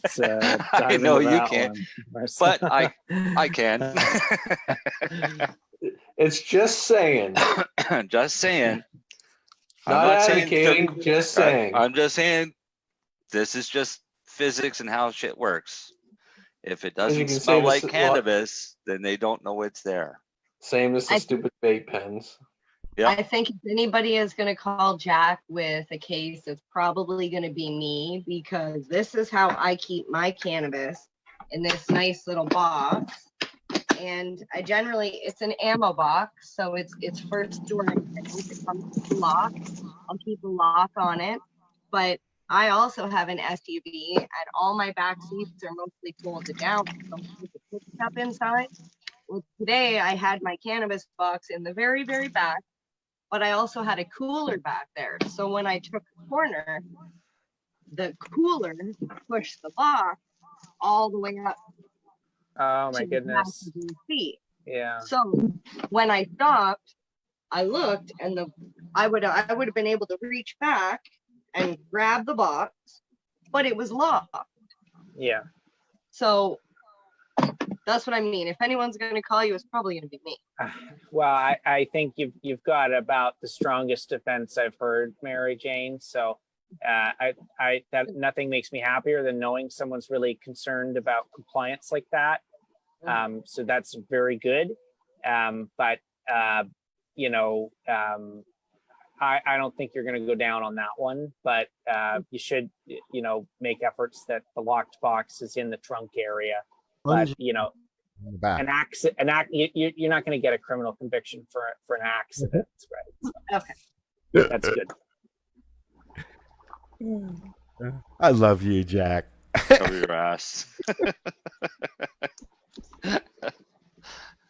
So, Jack, tell us about, we've got, 10 minutes. Tell us about your new book and when people can get it, what it's about, and blah, blah, blah. So the new book is the Psilocybin Chef Cookbook, which we're really excited about. And so it's essentially following from the Psilocybin Mushroom Bible that we released in 2016. So that book was the first new book about psilocybin mushrooms, I think in 15 years since the last one was published. So we were overdue and sort of focused on some revolutions that had happened in the mycology community, in which new cultivation techniques had sort of emerged. So my authors, one did a great book with like over 1,000 photos detailing every step in the process to do this. It's a wonderful title. And so they did that. And I kept saying, you should do a cookbook. and they did a cookbook. It's really cool. So it's beautiful, 6x9, so wonderful size, tons of photos, step-by-step instructions, and extraction methods for psilocybin mushrooms. So it's a pretty great title. I'm excited about it, and I'm hopeful that it's going to be, I think, the only psilocybin cookbook on the market. So that's pretty exciting, and You got hope to that. hold up. Have you got that copy you can hold up? Oh, sure. Yeah, the copy you were supposed to send me, right? Nice. I'm Slick. looking forward to it, Jack, because Yeah. I'm microdosing these days, so So it's a really fun title. Yeah, I'm excited about it. And then we'll well written and well photographed. Then one of these days we'll explain how people can just go out and find them in the wild. Yes. Yeah, when, and which fields to look in. I worked on a farm in Scotland, and they used to grow in the fields there. So I remember being however old, it was a long time ago, but walking. So I was supposed to be building a fence, and they kept saying, "What are you doing in the field, walking along, staring at the ground all day?" And of course, I was looking for fairy rings.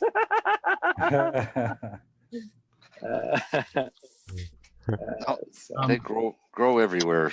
Wherever there's shit, they'll grow. So when is and where can people get it when it's available for pre-order, right?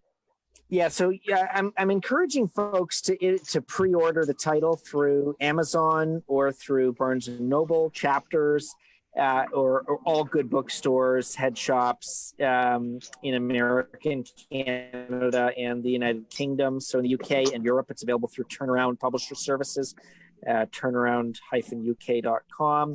In Canada, it's available from Chapters Indigo. Raincoast is distributing it, as well as Ingram. And for head shops, you can access through BOBHQ, who's my head shop distributor in Canada. And then in the United States, it's available through PGW, which is now Ingram. And the Instagram page is a great place to ask for if you're seeking wholesale orders, but I do have a wholesaler, but Ingram satisfies most of the orders, but vast majority will go through Amazon or Barnes & Noble. It's coming out in September 2020, but pre-orders are hugely appreciated because Amazon orders 3 times the number of pre-orders, so it's always nice after we pay that printing bill. We can sell a couple copies out the gate. So very excited. I would love to Marcel, get, you cheap bastard, buy one. There's bills to pay. No, I was hoping to have the book.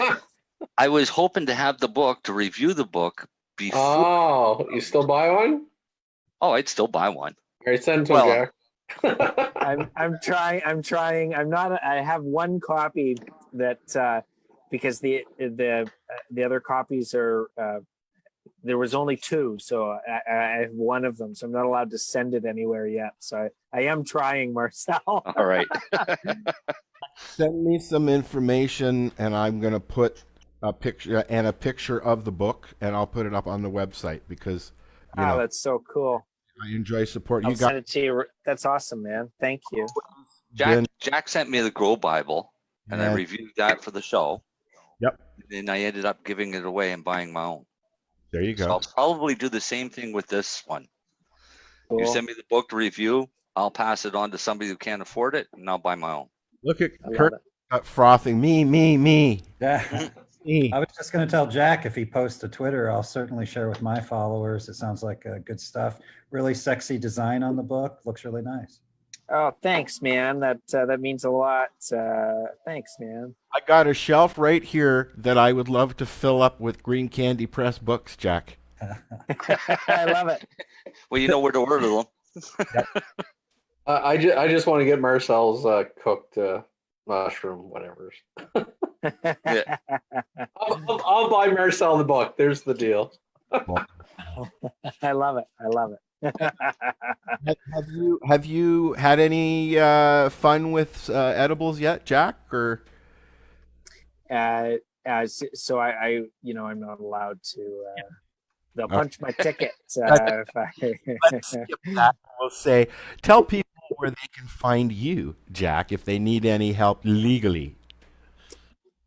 So I'm kind of a terrible marketer for my professional. So it used to be I would just tell them to go to tusawlaw.ca, which is the law firm I work for. But now I don't have a website, but you can find me on Twitter. Twitter, I'm just at Jack Lloyd Lawyer, and I think that's probably the easiest way to get a hold of me.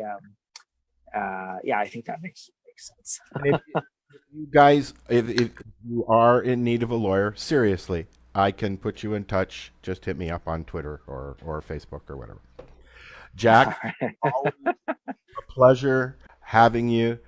And Curt, thank you for being a new addition. I hope that you will do this more often, buddy. Thanks for having me back. I always learn something, Al, so appreciate it. I learn something every fucking day. How can you not? Marijane, how are you doing over there? I'm good. I'm working on some road clips. Cool. Cool beans. All right. Lennie, always a pleasure. Yeah, I'm just subtly doing a little promotion for next week. Try not to violate the Cannabis Act, just subtly changing my profile. Thank you. What was that, Lennie? Just subtly changing my profile. Darcy's got some too. That looks awesome. What's right behind your head there? We can't see what that word is. Now we can't see it at all. It's fucking backwards, but whatever. Oh, secret cookies. Is it a really good secret? Nice, you guys. Not anymore. There'll be a letter in your envelope tomorrow.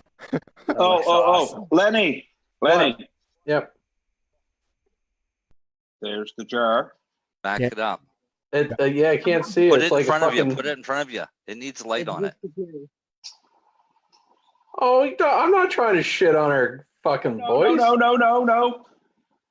And there's the $16 joint. A $16 joint. Wow. Well, I know there's a $36.99 product at NSLC next week. That's probably not so bad.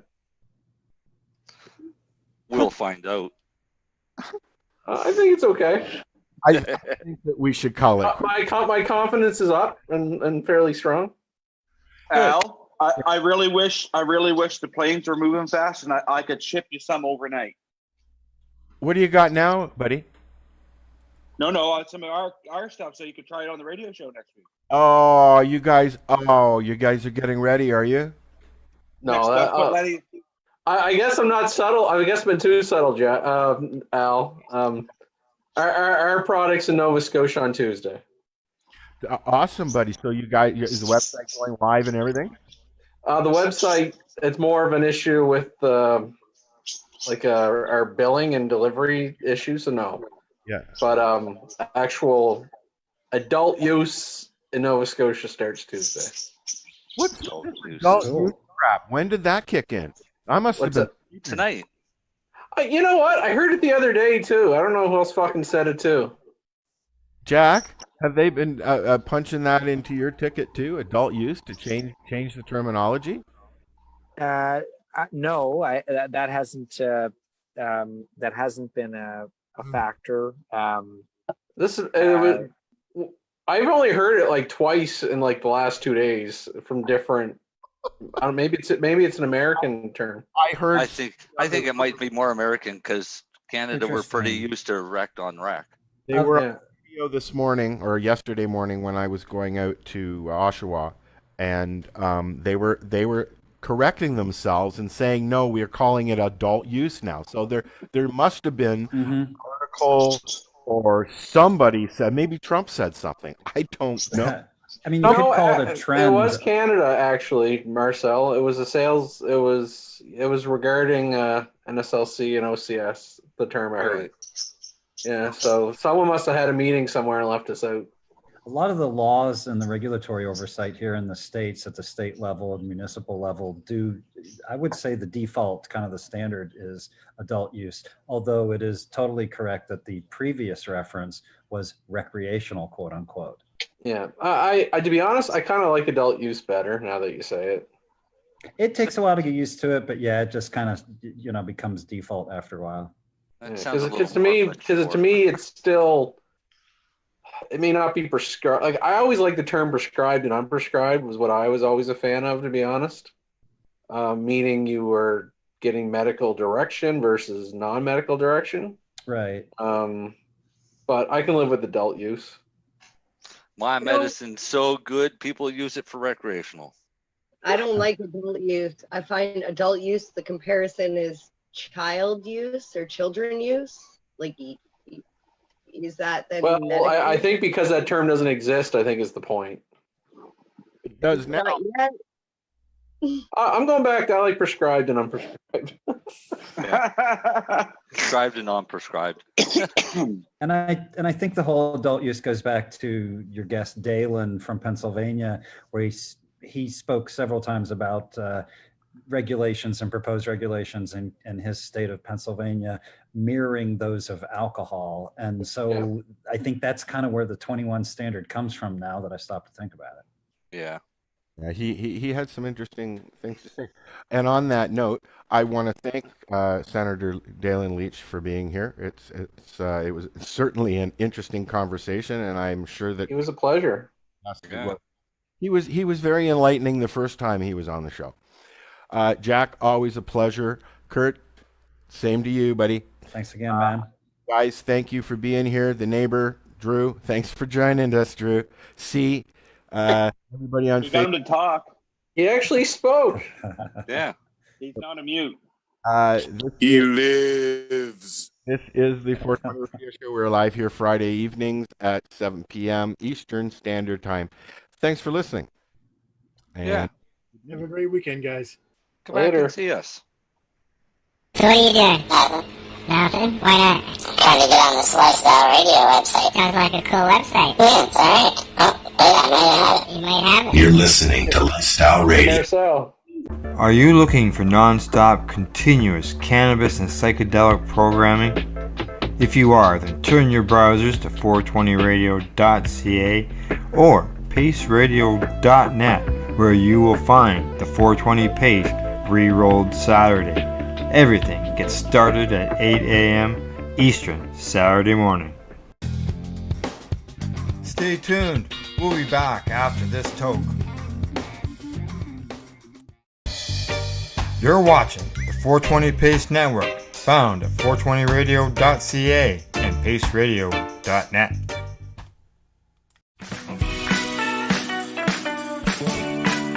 Hi, I'm Timmy. And I'm Marijane. He's the newbie. She's the doobie, and this is the show where we tote cannabis. Talk. From both sides. Is that even possible?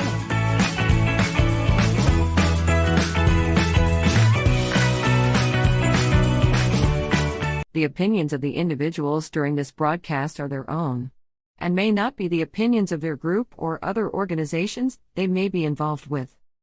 All medical advice